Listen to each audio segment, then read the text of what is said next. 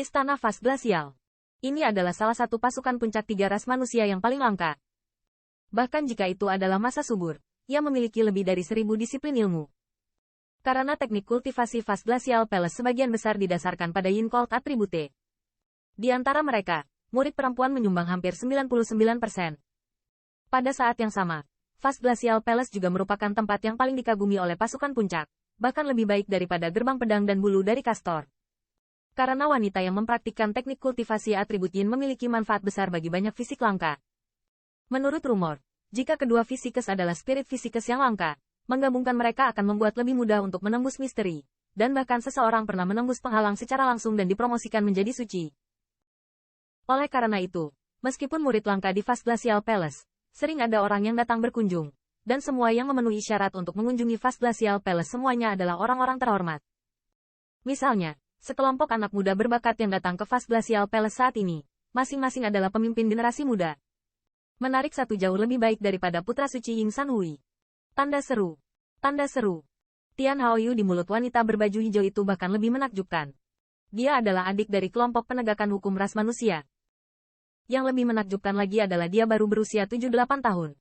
Tapi dia sudah berperingkat tinggi di Set Martial City. Ini bukan karena kekurangan di belakangnya, tetapi dengan kekuatannya sendiri, selangkah demi selangkah. Jika bukan karena nama yang konyol, itu terlalu menyilaukan, sehingga dia telah hidup di bawah aura yang terakhir. Saya khawatir prestasinya tidak berhenti di situ. Dikatakan bahwa Tian Haoyu telah menembus ke tingkat senior beberapa tahun yang lalu, dan potensinya juga telah berkembang menjadi pencapaian hebat.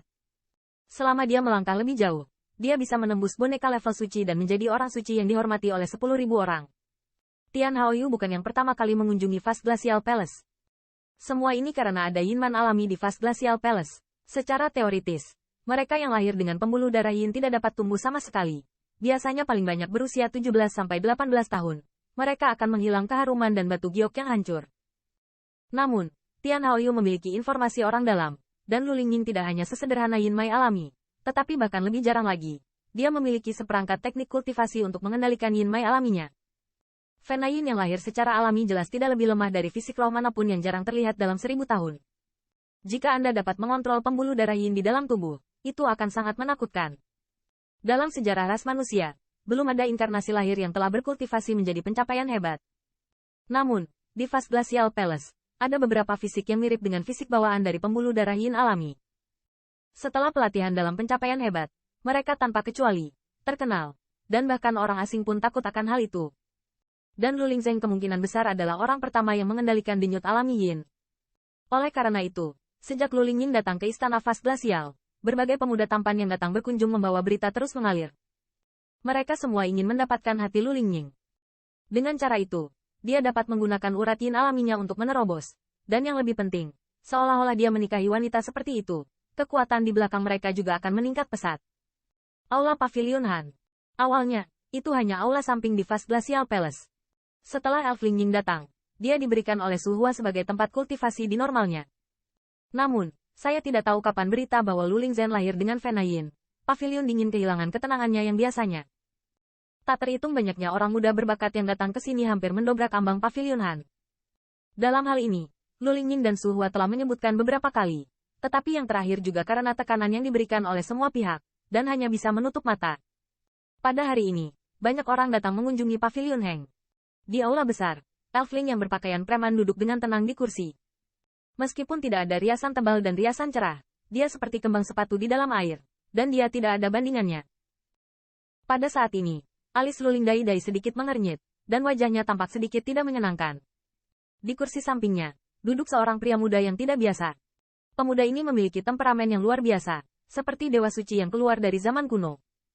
Sepertinya ada lingkaran cahaya tak berujung yang mengelilinginya, aura yang tak terlihat, mengejutkan orang, dan orang-orang memiliki keinginan untuk beribadah. Pria ini adalah reputasi Tian Haoyu. Di gerbang aula besar, ada lebih dari 10 siluet. Lebih dari 10 orang itu semuanya luar biasa. Di antara mereka bahkan ada 3 atau 4 pria parubaya. Tentu saja, orang-orang ini tidak semuanya berpikir untuk menikahi Lu Lingzang.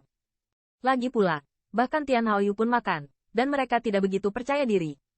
Yang paling penting adalah mereka ingin menjalin hubungan baik dengan Lu Lingying. Bagaimanapun, dia adalah Yin alami pertama yang dapat mengendalikan denyut nadi Yin. Dan masa depannya tidak terbatas. Saudari muda Lu, apa pendapatmu tentang bunga yang dingin ini? Dengan tatapan iri, Tian Haoyu mengeluarkan sebatang pohon anggur.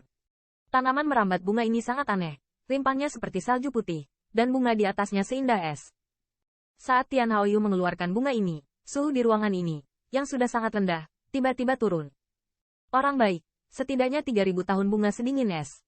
Ini memang Tian Haoyu. Setiap kali saya datang ke sini, saya membawa barang langka yang menunggu ini. Ini benar-benar disengaja. Saya bisa mengeluarkan harta langka dari atribut dingin yin setiap saat. Melihat bunga roh ini, kerumunan di pintu aula besar tiba-tiba menyusut, berseru dengan suara rendah. Namun, sepertinya Nona Lu tidak pernah menerima. Ya, sayang sekali. Bunga-bunga yang jatuh merindukan cinta. Tetapi sungai yang tak berperasaan terus beriak. Mata gadis Lu terlalu tinggi. Bahkan kakak Haoyu tidak memandang rendah dirinya. Jika brother Haoyu tidak bisa masuk ke matanya. Lalu melihat seluruh ras manusia. Berapa banyak orang yang memenuhi syarat untuk mendekatinya? Melihat Lu Lingbi yang sedingin es. Semua orang diam-diam menggelengkan kepala dan mendesah pelan.